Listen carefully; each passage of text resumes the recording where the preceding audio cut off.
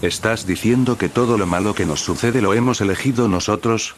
¿Significa eso que incluso las calamidades y los desastres son, a un cierto nivel, creados por nosotros a fin de que podamos experimentar lo contrario de quienes somos? Y, si es así, ¿no hay una manera menos dolorosa para nosotros mismos y para los demás, de crearnos las oportunidades de experimentarnos a nosotros mismos? Me haces varias preguntas, y todas interesantes. Vamos a verlas una por una. No todo lo que os ocurre y que llamáis malo sucede por vuestra propia elección. No en el sentido consciente al que tú aludes. Pero todo ello es vuestra creación. Estáis siempre en proceso de creación. En cada momento. En cada minuto. Cada día. Más tarde nos ocuparemos de cómo podéis crear. Por ahora, simplemente cree lo que te digo.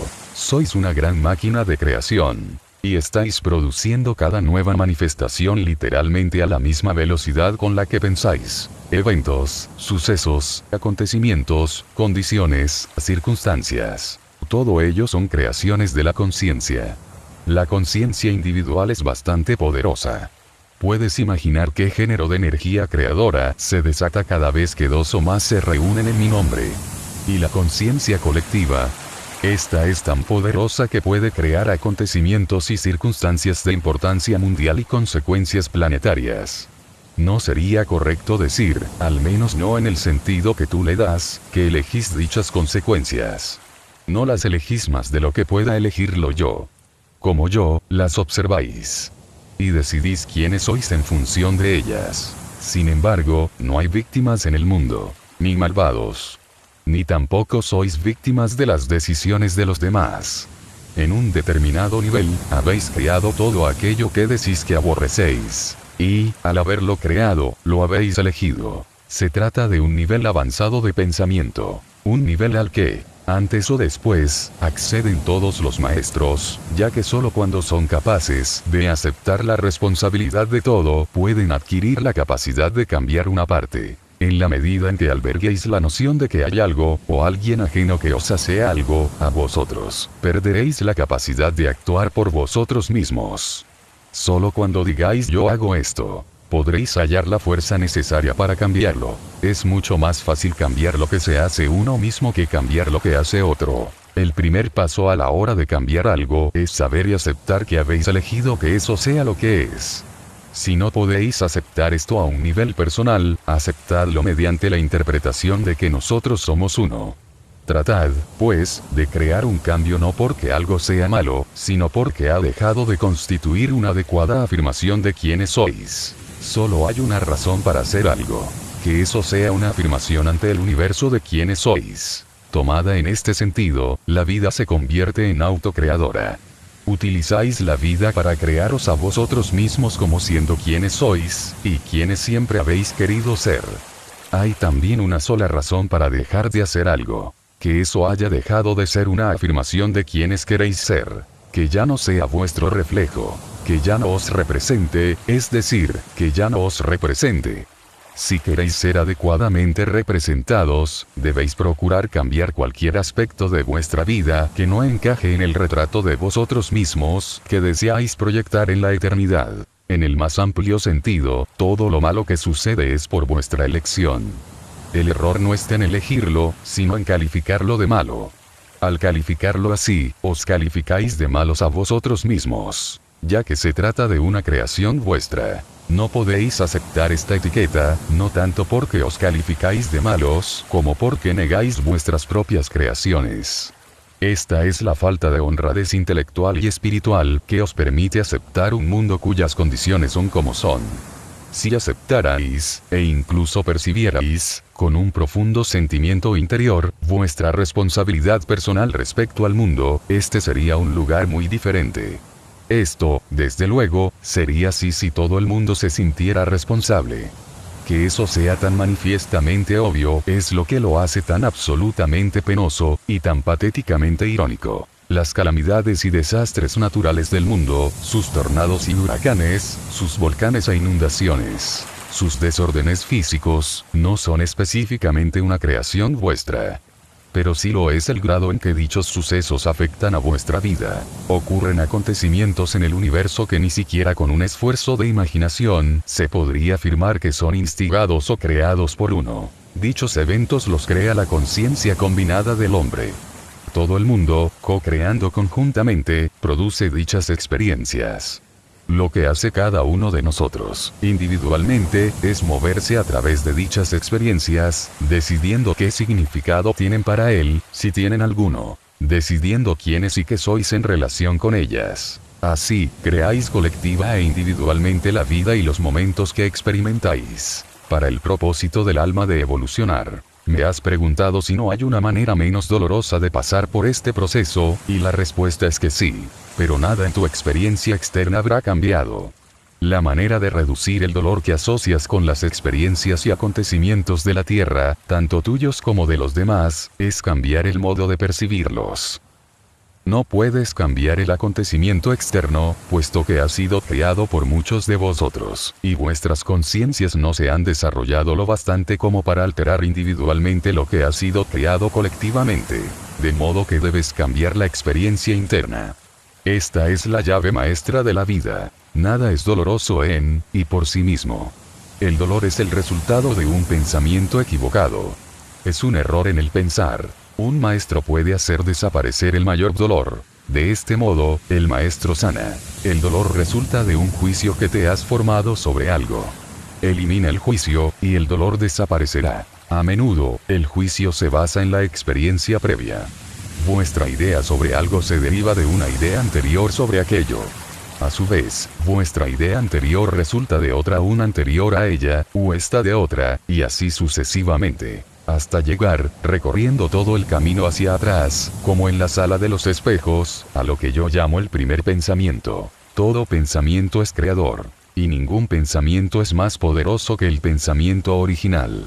He ahí porque a veces se le llama también pecado original. El pecado original consiste en que vuestro primer pensamiento sobre algo sea un error. Este error se mezcla muchas veces con un segundo o tercer pensamiento. La tarea del Espíritu Santo consiste en inspirarnos nuevos conocimientos que puedan liberaros de vuestros errores. ¿Estás diciendo que no debo sentirme mal al pensar en los niños que mueren de hambre en África, la violencia y la injusticia en América, o el terremoto que mata a centenares de personas en Brasil? En el mundo de Dios no existe los debo, ni los no debo. Haz lo que quieras hacer. Haz aquello que constituya tu reflejo, aquello que te represente como una versión más magnífica de ti mismo. Si quieres sentirte mal, siéntete mal, pero no juzgues, ni condenes, puesto que no sabes por qué ocurren las cosas, ni con qué fin. Y recuerda esto, aquello que condenes te condenará, y un día serás aquello que juzgas. Trata, más bien, de cambiar, o ayudar a quienes lo están cambiando, aquello que ha dejado de reflejar vuestro más alto sentido de quiénes sois. No obstante, bendícelo todo, pues todo es creación de Dios, a través de la vida, que constituye la más alta creación. ¿Podríamos detenernos aquí un instante para que pueda recobrar el aliento? ¿He oído bien? ¿Dices que en el mundo de Dios no existen los debo, ni los no debo? Exacto. ¿Cómo puede ser? Si no existen en tu mundo, ¿dónde existirían entonces? ¿Qué dónde? Repito la pregunta. ¿Dónde existirían los debo, y no debo, si no es en tu mundo? En vuestra imaginación. Sin embargo, ¿quiénes me enseñaron todo lo que sé acerca de lo correcto y lo equivocado, lo que hay que hacer o dejar de hacer, lo que se debe o no se debe hacer? Me dijeron que todas aquellas reglas se fundamentaban en ti, en Dios. Entonces, quienes te enseñaron estaban equivocados. Yo nunca he establecido qué es lo correcto, o lo equivocado, qué hay que hacer o qué no hay que hacer. Obrar así equivaldría a despojaros completamente de nuestro mayor don, la posibilidad de hacer lo que os plazca, y experimentar los resultados de ello, la oportunidad de crearos a vosotros mismos de nuevo a imagen y semejanza de quienes realmente sois, el espacio para producir una realidad de vosotros mismos cada vez mayor, basada en vuestra idea más magnífica de aquello de lo que sois capaces. Afirmar que algo, un pensamiento, palabra u obra, es equivocado, sería tanto como deciros que no lo pusierais en práctica. Deciros que no lo pusierais en práctica sería lo mismo que prohibíroslo. Prohibíroslo sería tanto como limitaros.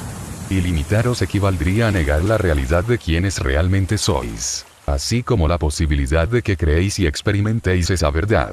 Hay quienes dicen que os he dado el libre albedrío, pero luego estos mismos afirman que, si no me obedecéis, os enviaré al infierno. ¿Qué clase de libre albedrío es ese?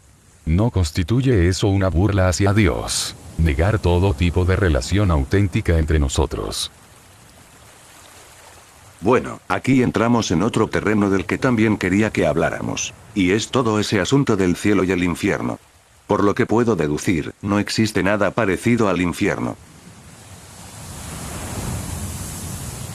El infierno existe, pero no es como vosotros pensáis, y no lo habéis experimentado por las razones que te he dado.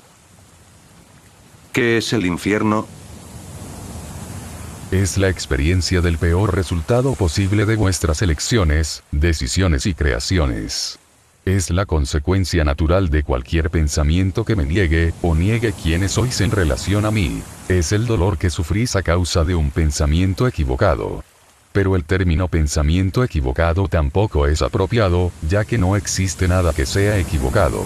El infierno es lo opuesto a la alegría. Es la insatisfacción.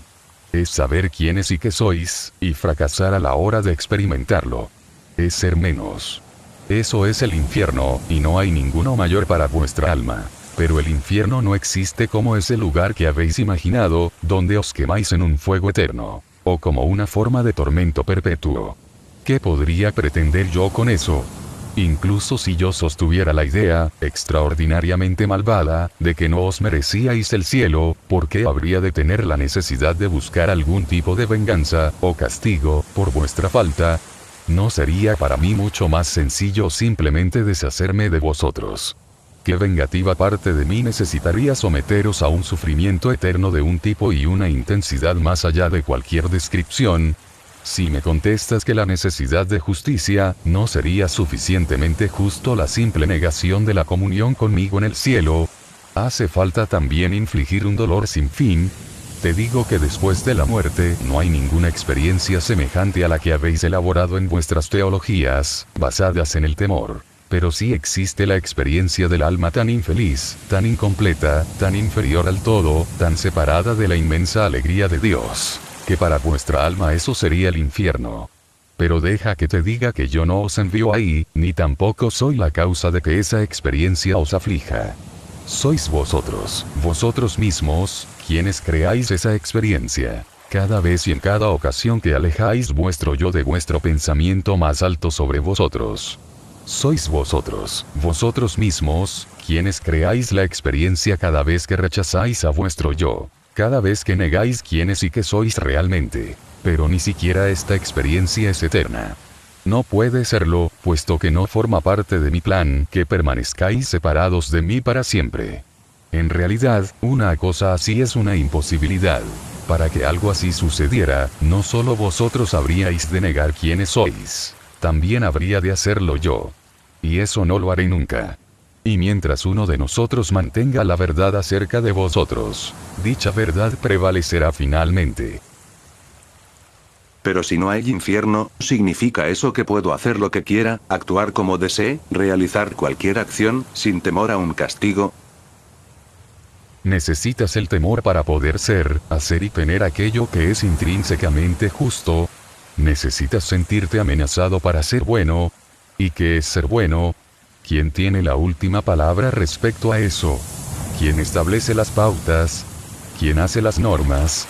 Déjame que te diga algo. Cada uno de vosotros es quien hace sus propias normas. Cada uno de vosotros establece las pautas. Y cada uno de vosotros decide si lo que ha hecho es bueno, si lo que hace es bueno. Ya que cada uno de vosotros es el único que ha decidido quién y qué es realmente, y quién quiere ser. Y cada uno de vosotros es el único que puede establecer si lo que hace es bueno. Ningún otro os juzgará nunca, ya que ¿por qué, y cómo, podría Dios juzgar su propia creación y decir que es mala? Si yo quisiera que fuerais perfectos y obrarais siempre de manera perfecta, os habría dejado en el estado de total perfección del que procedéis. El fin último del proceso era que os descubrierais a vosotros mismos. Que os crearais a vosotros mismos. Tal como realmente sois, y como realmente deseáis ser. Pero no podíais serlo a menos que tuvierais también la posibilidad de ser otra cosa distinta. Debo, entonces, castigaros, por realizar una elección que yo mismo he puesto a vuestro alcance. Y si yo no quisiera que dispusierais de esa segunda posibilidad, ¿para qué habría de crear otra que no fuera la primera? Esta es la pregunta que debéis haceros antes de atribuirme el papel de un Dios que condena. La respuesta directa a tu pregunta es que sí, puedes hacer lo que quieras sin temor al castigo. Sin embargo, puede resultarte útil ser consciente de las consecuencias. Las consecuencias son los resultados naturales. No tienen nada que ver con los castigos. Son simplemente resultados. Lo que resulta de la aplicación natural de las leyes naturales. Lo que ocurre, de manera totalmente predecible, como consecuencia de lo que ha ocurrido. Toda la vida física funciona según las leyes naturales. Cuando recordéis estas leyes, y las apliquéis, lograréis dominar la vida a nivel físico. Lo que a vosotros os parece un castigo, o aquello a lo que llamaríais el mal, o la mala fortuna, no es sino una ley natural manifestándose por sí misma. Entonces, si conociera estas leyes, y las obedeciera, nunca más volvería a tener un momento de turbación. ¿Es eso lo que me estás diciendo? Nunca te experimentarías a ti mismo en un estado de eso que llamas turbación. No considerarías ninguna situación de la vida como un problema. No afrontarías ninguna situación con inquietud. Pondrías fin a cualquier clase de preocupación, duda o temor. Vivirías tal como imagináis que vivían Adán y Eva, no como espíritus desencarnados en el reino de lo absoluto, sino como espíritus encarnados en el reino de lo relativo. Pero gozarías de toda la libertad, de toda la alegría, de toda la paz y de toda la sabiduría, el conocimiento y la fuerza del espíritu que eres. Serías un ser plenamente realizado.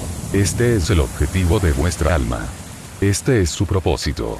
Realizarse plenamente ella misma a través del cuerpo. Llegar a ser la encarnación de todo lo que realmente es. Este es mi plan para vosotros. Este es mi ideal. Lo que yo debo llegar a realizar por medio de vosotros. Es así, convirtiendo el concepto en experiencia, como yo puedo conocerme a mí mismo experimentalmente. Las leyes del universo son leyes que yo he establecido. Son leyes perfectas, que crean una función perfecta de lo físico. ¿Has visto alguna vez algo más perfecto que un copo de nieve? Su complejidad, su dibujo, su simetría, su identidad consigo mismo y su originalidad respecto a todos los demás. Todo es un misterio. Os asombráis ante el milagro de esta imponente manifestación de la naturaleza. Pero si puedo hacer esto con un simple copo de nieve, ¿qué crees que puedo hacer, que he hecho, con el universo? Aunque vierais su simetría, la perfección de su diseño, desde el cuerpo más grande a la partícula más pequeña, no seríais capaces de mantener esta verdad en vuestra propia realidad. Ni siquiera ahora, que empezáis a vislumbrar algo de él, podéis imaginar o entender sus interrelaciones. Pero podéis saber que existen dichas interrelaciones, mucho más complejas y mucho más extraordinarias de lo que vuestra comprensión actual puede abarcar. Vuestro Shakespeare lo expresó maravillosamente. Hay más cosas en el cielo y en la tierra, Horacio, de las que ha soñado tu filosofía.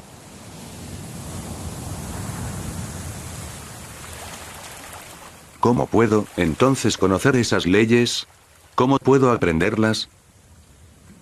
No se trata de aprender, sino de recordar. ¿Cómo puedo recordarlas? Empieza por quedarte en silencio. Silencia el mundo exterior, de modo que puedas ver el mundo interior. Esta visión interior es lo que buscas, pero no podrás acceder a ella mientras estés tan profundamente preocupado por tu realidad externa. Trata, pues, de mirar hacia adentro lo máximo que puedas. Cuando no miras hacia adentro, es que miras hacia afuera en la medida en que te ocupas del mundo exterior. Recuerda este axioma. Si no miras hacia adentro, es que miras hacia afuera. Ponlo en primera persona cuando te lo repitas a ti mismo, para hacerlo más personal. Si no miro hacia adentro, es que miro hacia afuera. Has estado mirando hacia afuera durante toda tu vida. pero no tienes, ni tuviste nunca, por qué hacerlo. No hay nada que no puedas ser, nada que no puedas hacer.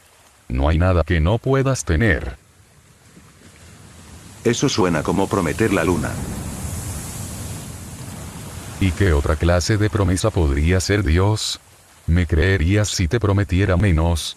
Durante miles de años, la gente se ha mostrado incrédula ante las promesas de Dios por la más extraordinaria de las razones. Eran demasiado buenas para ser verdad. Así habéis elegido una promesa menor, un amor menor, ya que la más alta promesa de Dios proviene del más alto amor. Sin embargo, no podéis concebir un amor perfecto, y, en consecuencia, una promesa perfecta resulta asimismo inconcebible. Como una persona perfecta. Así, no podéis creer ni siquiera en vosotros mismos. No creer en alguna de estas cosas significa no creer en Dios, ya que la creencia en Dios genera la creencia en el mayor don de Dios, el amor incondicional, y en la mayor promesa de Dios, un potencial ilimitado. ¿Puedo interrumpirte un momento? Lamento interrumpir a Dios en medio del discurso, pero ya he oído hablar antes del potencial ilimitado, y este no cuadra con la experiencia humana. ¿Olvidas las dificultades con las que se encuentra el hombre común? ¿Y qué decir de los que nacen con limitaciones físicas o mentales? ¿Es ilimitado su potencial? Lo habéis escrito en vuestras propias escrituras, de muchas maneras y en muchos lugares. Dame una referencia. Mira lo que habéis escrito en el Génesis, capítulo 11, versículo 6, de vuestra Biblia. Dice: y dijo Yahvé, he aquí que todos son un solo pueblo con un mismo lenguaje, y este es el comienzo de su obra. Ahora nada de cuanto se propongan les será imposible. Sí. ¿Lo crees? Eso no responde a la pregunta sobre los débiles, los enfermos, los discapacitados, sobre aquellos que se ven limitados. ¿Piensas que no se ven limitados, como tú dices, por su propia elección? ¿Imaginas que el alma humana se encuentra con las pruebas que le plantea la vida, cualesquiera que éstas sean, por accidente? ¿Es eso lo que crees? ¿Quieres decir que el alma elige por adelantado qué clase de vida experimentará? No, eso frustraría el propósito del encuentro. El propósito es crear vuestra experiencia, y, por lo tanto, crearos a vosotros mismos, en el glorioso momento de la hora. En consecuencia, no elegís la vida que experimentaréis por adelantado. Podéis, no obstante, seleccionar las personas, lugares y acontecimientos, las condiciones y circunstancias, los desafíos y obstáculos, las oportunidades y opciones, con las que crear vuestra experiencia. Podéis seleccionar los colores de vuestra paleta, las herramientas de vuestra caja, la maquinaria de vuestro taller. Lo que creéis con ello es asunto vuestro. Es el asunto de la vida. Vuestro potencial es ilimitado en todo lo que habéis elegido hacer. No supongas que un alma que se ha encarnado en un cuerpo al que llamáis limitado no ha alcanzado su pleno potencial, ya que no sabes qué es lo que esa alma está intentando hacer. No conoces su proyecto. No estás seguro de cuál es su intención. Bendice, pues, a toda persona y condición, y da gracias. De este modo afirmarás la perfección de la creación de Dios, y mostrarás vuestra fe en ella, puesto que en el mundo de Dios nada ocurre por accidente y no existe nada parecido a la casualidad. Ni tampoco el mundo está a merced de los avatares del azar, o de eso que llamáis destino. Si un copo de nieve es tan sumamente perfecto en su diseño, ¿no crees que pueda decirse lo mismo de algo tan magnífico como vuestra vida? Pero el propio Jesús curaba a los enfermos. ¿Por qué habría de curarles si su condición era tan perfecta? Jesús no curaba a quienes curaba porque viera que su condición fuera imperfecta. Los curaba porque veía que sus almas pedían la curación como una parte de su proceso. Veía la perfección del proceso. Reconocía y entendía la intención del alma. Si Jesús hubiera pensado que toda enfermedad, mental o física, constituía una imperfección, no habría curado simplemente, y de una vez por todas, a todos los habitantes del planeta. ¿Acaso dudas de que pudiera hacerlo? No. Creo que podía hacerlo. Bien. Entonces la mente quiere saber, ¿por qué no lo hizo? porque Cristo habría de decidir que unos sufrieran y otros se curaran. Y, en el mismo sentido, ¿por qué Dios permite cualquier sufrimiento en cualquier momento? Esta pregunta ya se ha planteado antes, y la respuesta sigue siendo la misma. La perfección está en el proceso, y toda vida surge de una decisión. No resulta apropiado interferir en tal decisión, ni cuestionarla. Y resulta particularmente inapropiado condenarla. Lo que sí resulta apropiado es observarla, y hacer todo lo posible para ayudar a esa alma a buscar y realizar su más alta decisión. Estate atento, pues, a las decisiones de los demás, pero no seas crítico con ellas. Debes saber que sus decisiones son perfectas para ellos en ese momento, pero estar dispuesto a ayudarles si llegara el momento en el que buscaran una decisión nueva y diferente, una decisión más alta. Entra en comunión con las almas de los demás, y su propósito, su intención, resultarán claros para ti. Esto es lo que hizo Jesús con aquellos a los que curó, y con todos aquellos con quienes compartió su vida. Jesús curó a todos los que acudieron a él, o enviaron a otros para suplicarle en su nombre. No realizó las curaciones al azar. Hacerlo así habría significado violar una ley del universo sagrada. Deja que cada alma siga su camino. ¿Significa eso que no debemos ayudar a nadie si no nos lo pide? Supongo que no, pues en ese caso nunca podríamos ayudar a los niños que mueren de hambre en la India, a las masas torturadas en África, a los pobres, a los oprimidos de cualquier parte. El esfuerzo humanitario desaparecería, la caridad se prohibiría. ¿Hemos de esperar a que un individuo nos lo pida a gritos desesperado, o a que toda una nación nos suplique ayuda, para permitirnos hacer algo que es a todas luces correcto? Fíjate que la pregunta se contesta sola. Si algo es a todas luces correcto, hazlo. Pero recuerda ser extremadamente crítico respecto a lo que llamáis correcto, o equivocado. Algo resulta correcto, o equivocado solo porque decís que lo es. No es intrínsecamente correcto, o equivocado.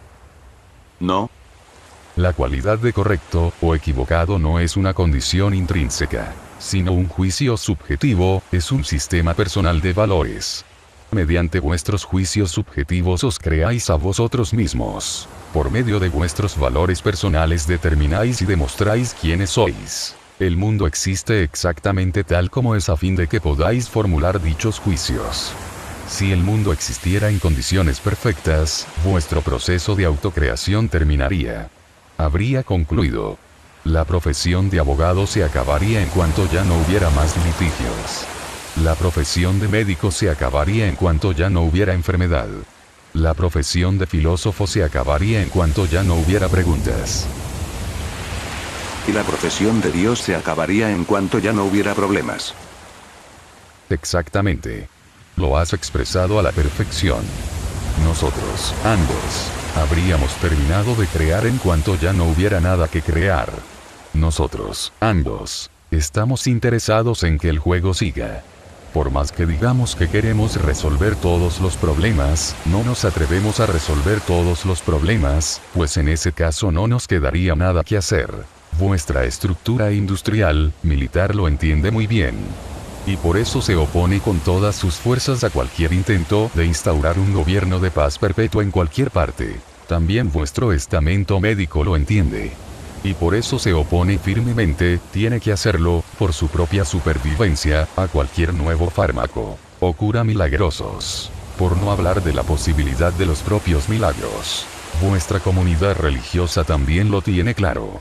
Y por eso ataca constantemente cualquier definición de Dios que no incluya el temor, el juicio y el premio, o el castigo, así como cualquier definición de uno mismo que no incluya su propia idea del único camino hacia Dios. Si yo os digo que vosotros sois Dios, ¿dónde queda la religión? Si yo os digo que estáis curados, ¿dónde quedan la ciencia y la medicina? Si yo os digo que podéis vivir en paz, ¿dónde quedan los pacificadores? Si yo os digo que el mundo está reparado, ¿dónde queda el mundo? ¿Y qué sería de los fontaneros? El mundo se compone esencialmente de dos tipos de personas. Quienes te dan lo que quieres, y quienes reparan las cosas. En cierto sentido, incluso aquellos que simplemente te dan lo que quieres, los carniceros, los panaderos, los herreros, son también reparadores, puesto que desear algo a menudo equivale a necesitarlo. y satisfacer esa necesidad constituye una reparación. ¿Estás diciendo que el mundo tendrá siempre problemas? ¿Estás diciendo que realmente quieres que sea así? Estoy diciendo que el mundo existe tal como es, igual que un copo de nieve existe tal como es, por voluntad de alguien. Vosotros lo habéis creado de este modo, del mismo modo que habéis creado vuestra vida exactamente como es. Yo quiero lo que vosotros queráis. El día en que realmente queráis acabar con el hambre, dejará de haber hambre. Os he dado todos los recursos necesarios para hacerlo. Disponéis de todas las herramientas para llevar a cabo esa decisión. No lo habéis hecho. Y no porque no podáis. Mañana mismo podría terminar el hambre en el mundo. Pero habéis decidido no hacerlo. Pretendéis que hay buenas razones por las que 40.000 personas deben morir diariamente de hambre. No las hay. Pero al mismo tiempo que decís que no podéis hacer nada para que dejen de morir de hambre 40.000 personas diarias, traéis al mundo a 50.000 personas cada día, a una nueva vida. Y a eso lo llamáis amor. Y a eso lo llamáis el plan de Dios. Se trata de un plan que carece absolutamente de toda lógica o razón, por no hablar de la compasión. En resumidas cuentas, te estoy demostrando que el mundo existe tal como es porque vosotros lo habéis decidido. Estáis destruyendo sistemáticamente vuestro propio medio ambiente, y luego consideráis los llamados desastres naturales como una evidencia de una broma cruel de Dios, o de la violencia de la naturaleza. Sois vosotros mismos quienes os habéis gastado esa broma, y sois vosotros los crueles. Nada en absoluto, es más amable que la naturaleza. Y nada en absoluto, ha sido más cruel con la naturaleza que el hombre. Pero eludís cualquier compromiso, negáis toda responsabilidad. No es culpa vuestra, decís, y en eso tenéis razón. No es cuestión de culpa, sino de decisión. Podéis decidir poner fin a la destrucción de vuestras selvas mañana mismo. Podéis decidir que se detenga la reducción de la capa de ozono que cubre vuestro planeta. Podéis decidir suspender el continuo ataque a vuestro ingenioso ecosistema terrestre. Podéis tratar de formar de nuevo el copo de nieve, o al menos detener su inexorable fusión. Pero, ¿lo haréis? Del mismo modo, mañana mismo podéis poner fin a todas las guerras. Sencillamente, fácilmente. Lo único que hace falta, lo único que siempre ha hecho falta, es que os pongáis de acuerdo. Pero si vosotros no os ponéis de acuerdo en algo tan sencillo como acabar con el asesinato del otro, como pedís al cielo, agitando los puños, que ponga vuestra vida en orden, yo no haré nada por vosotros que vosotros no hagáis por vosotros mismos. Esa es la ley y los profetas. El mundo es como es por causa vuestra, y de las decisiones que habéis tomado, o dejado de tomar. No decidir también es decidir. La tierra es como es por causa vuestra, y de las decisiones que habéis tomado, o dejado de tomar. Vuestra propia vida es como es por causa vuestra, y de las decisiones que habéis tomado, o dejado de tomar. Pero yo no he decidido ser atropellado por un camión. Yo no he decidido ser atracado por un ladrón, o violado por un maníaco. La gente podría decir eso. Hay gente en el mundo que podría decir eso. Todos vosotros provocáis, originalmente, las condiciones que crean en el ladrón el deseo, o la necesidad percibida, de robar. Todos vosotros habéis creado la conciencia que hace posible la violación. Cuando veáis en vosotros mismos la causa del crimen empezaréis, por fin, a poner remedio a las condiciones de las que ha surgido. Alimentad a vuestros hambrientos. Restituid la dignidad a vuestros pobres. Dad una oportunidad a los menos afortunados. Poned fin a los prejuicios que mantienen a las masas amontonadas y enfurecidas, con pocas esperanzas de un mañana mejor. Desterrad los absurdos tabúes y restricciones que afectan a la energía sexual. O, mejor aún, ayudad a los demás a entender realmente este prodigio y a canalizarlo correctamente. Haced esto y habréis avanzado un largo trecho hacia la desaparición definitiva del robo y la violación. En cuanto al llamado accidente, el camión que surge en una curva, el ladrillo que cae del cielo, aprended a saludar a cada uno de estos incidentes como una pequeña parte de un mosaico mayor. Habéis venido aquí para encontrar un plan individual encaminado a vuestra propia salvación. Pero salvación no significa salvaros de las trampas del diablo. No hay nada parecido al diablo, y el infierno no existe. De lo que os salváis es del olvido de la no realización. No podéis perder esta batalla. No podéis fracasar. Así, no se trata en absoluto de una batalla, sino simplemente de un proceso. Pero si no lo sabéis, lo veréis como una constante lucha. Podéis incluso creer en la lucha lo suficiente como para crear toda una religión en torno a ella. Esta religión enseñará que el fin de todo es la lucha. Pero se trata de una enseñanza falsa. No es a través de la lucha como se desarrolla el proceso. Y la victoria se consigue mediante la rendición. Los accidentes ocurren porque ocurren. Ciertos elementos del proceso vital se han dado al mismo tiempo, de una cierta manera y en un determinado momento, con unos determinados resultados que decidís calificar de desafortunados por vuestras propias razones particulares. Pero es posible que, en relación al proyecto de vuestra alma, no lo sean en absoluto. Déjame que te diga algo. No hay ninguna coincidencia, y nada sucede por accidente. Cada acontecimiento y aventura es convocado a vosotros por vosotros mismos, con el fin de que podáis crear y experimentar quiénes sois realmente. Todos los auténticos maestros lo saben. He ahí por qué los maestros místicos permanecen imperturbables frente a las peores experiencias de la vida, tal como vosotros las llamaríais. Los grandes profesores de vuestra religión cristiana lo entienden muy bien. Saben que a Jesús no lo inquietaba la crucifixión, aunque la esperaba. Podía haberse marchado, pero no lo hizo. Podía haber detenido el proceso en cualquier momento. Tenía el poder para hacerlo. Pero no lo hizo. Permitió que lo crucificaran con el fin de poder demostrar la salvación eterna del hombre. Mirad, dijo, lo que puedo hacer. Mirad qué es lo verdadero. Y sabed que todo esto, y más, también lo haréis vosotros. No os he dicho que sois dioses. Sin embargo, no lo creéis. Entonces, si no podéis creer en vosotros mismos, creed en mí. Tal fue la compasión de Jesús, que buscó, y creó, la manera de causar en el mundo tan fuerte impacto que todos pudieran alcanzar el cielo, la autorrealización, sino de otro modo, por mediación de él, puesto que derrotó a la miseria y a la muerte. Igual que podéis hacer vosotros. La más magnífica enseñanza de Cristo no fue que tendréis vida eterna, sino que ya la tenéis. No fue que seréis hermanos en Dios, sino que ya lo sois. No fue que tendréis todo lo que pidáis, sino que ya lo tenéis. Lo único que hace falta es que lo sepáis, ya que sois los creadores de vuestra realidad, y la vida no os puede descubrir otro camino que el que vosotros penséis. Vosotros pensáis que es así. Este es el primer paso en la creación. Dios Padre es pensamiento. Vuestro pensamiento es el progenitor que da origen a todas las cosas. Esta es una de las leyes que hemos de recordar. Sí. ¿Puedes mencionarme otras?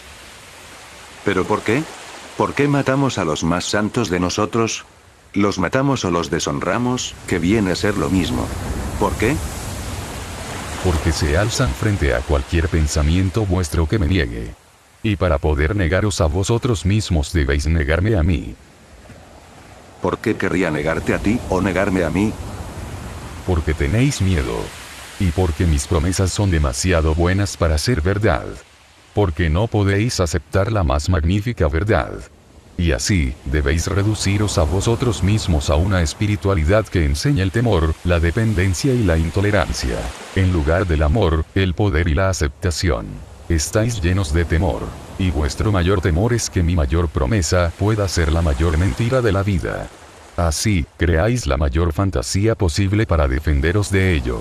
Afirmáis que cualquier promesa que os otorgue el poder, y os garantice el amor, de Dios debe ser una falsa promesa del diablo.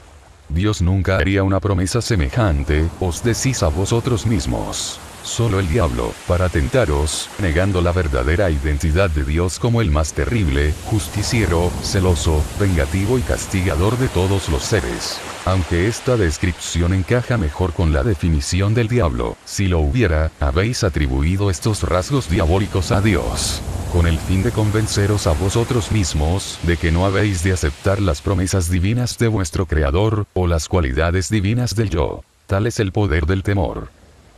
Estoy tratando de alejar de mí el temor. ¿Seguirás hablándome de más leyes? La primera ley es que podéis ser, hacer y tener cualquier cosa que seáis capaces de imaginar. La segunda ley es que atraéis sobre vosotros aquello que teméis. ¿Y eso por qué? La emoción es la fuerza que atrae. Aquello que más temas es lo que experimentarás. Un animal, que vosotros consideráis una forma inferior de vida, aunque los animales actúan con más integridad y mayor coherencia que los humanos, sabe inmediatamente si tienes miedo de él. Las plantas, a las que consideráis una forma de vida todavía inferior a los animales, responden a las personas que las aman mucho mejor que a aquellas a quienes les traen sin cuidado. Nada de esto ocurre por casualidad. No existe la casualidad en el universo. Solo un magnífico diseño. Un increíble copo de nieve. La emoción es energía en movimiento. Cuando se mueve energía, se crea un efecto. Si se mueve la energía suficiente, se crea materia. La materia es energía condensada, comprimida. Si se manipula la suficiente energía de una determinada manera, se obtiene materia. Todos los maestros entienden esta ley. Esta es la alquimia del universo. Este es el secreto de la vida. El pensamiento es energía pura. Cualquier pensamiento que tengáis, hayáis tenido, o vayáis a tener es creador. La energía de vuestro pensamiento nunca muere. Nunca. Abandona vuestro ser y se dirige al universo, expandiéndose por siempre. Un pensamiento es para siempre. Todo pensamiento se coagula.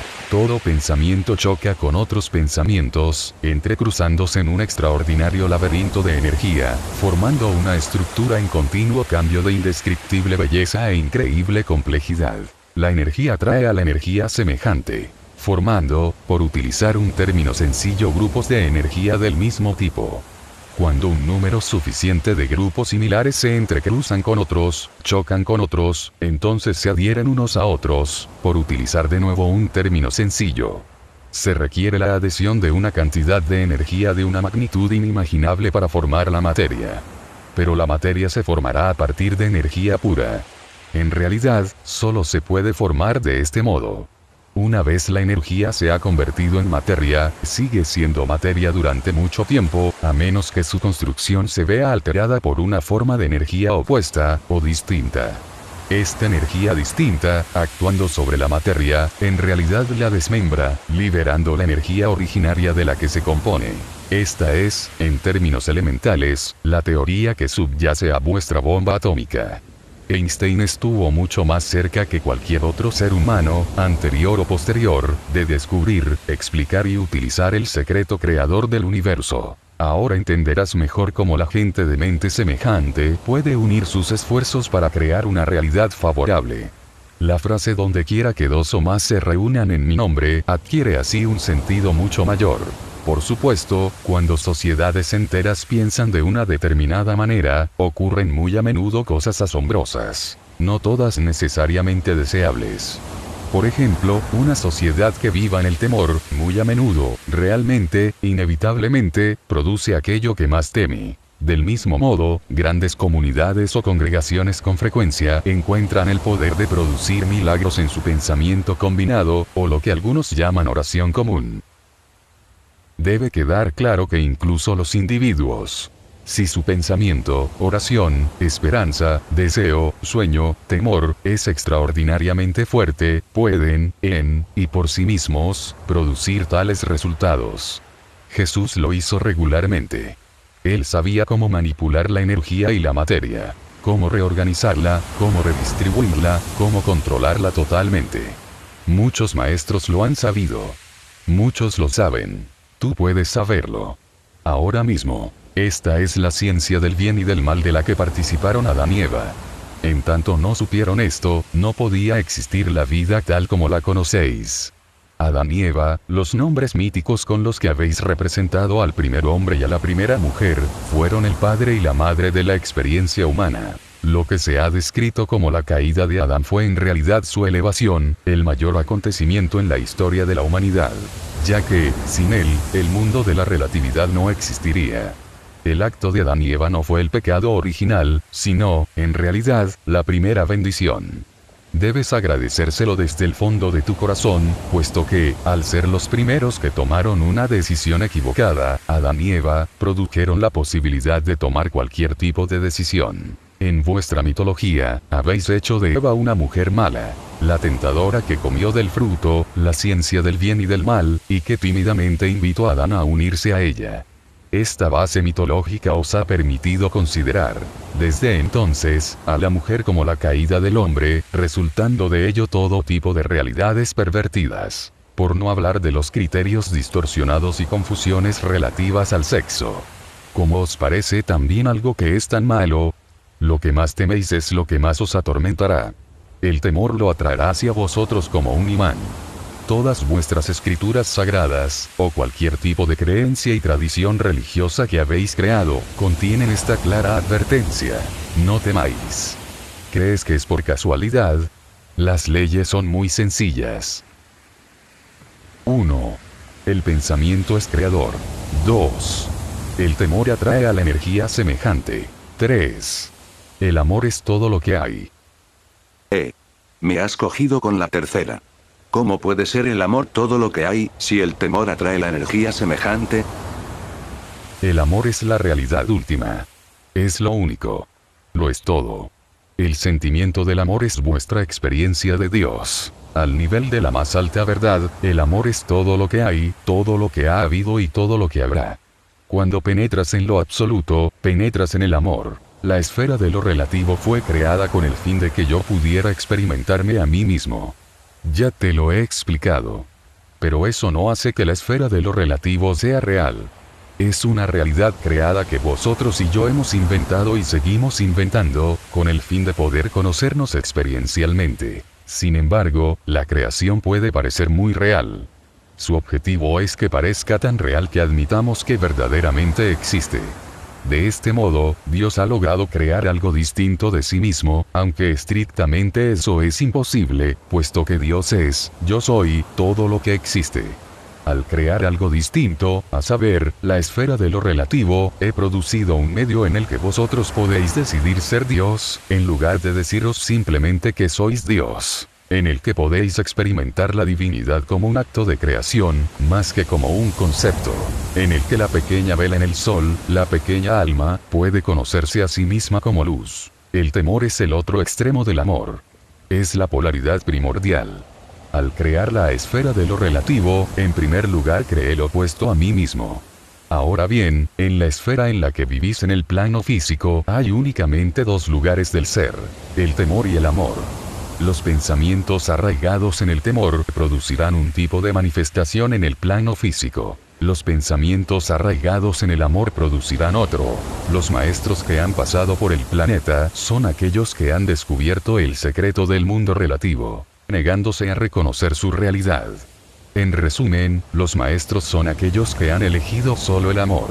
En cualquier caso, en cualquier momento, en cualquier circunstancia. Aunque fueran asesinados, amaban a sus asesinos. Aunque fueran perseguidos, amaban a sus opresores. A vosotros esto os resulta muy difícil de entender, y mucho más de imitar.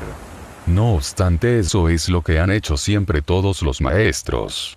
No importa de qué filosofía, ni de qué tradición, ni de qué religión. Es lo que han hecho todos los maestros. Este ejemplo y esta lección se os han manifestado de manera muy clara. Una y otra vez, siempre se os han mostrado. En todo tiempo y en cualquier lugar. Durante todas vuestras vidas y en cada momento. El universo se las ha ingeniado para poner esta verdad delante de vosotros. En canciones y relatos. En poemas y bailes. En palabras y en movimientos. En imágenes en movimiento, que vosotros llamáis películas. Y en colecciones de palabras, que vosotros llamáis libros.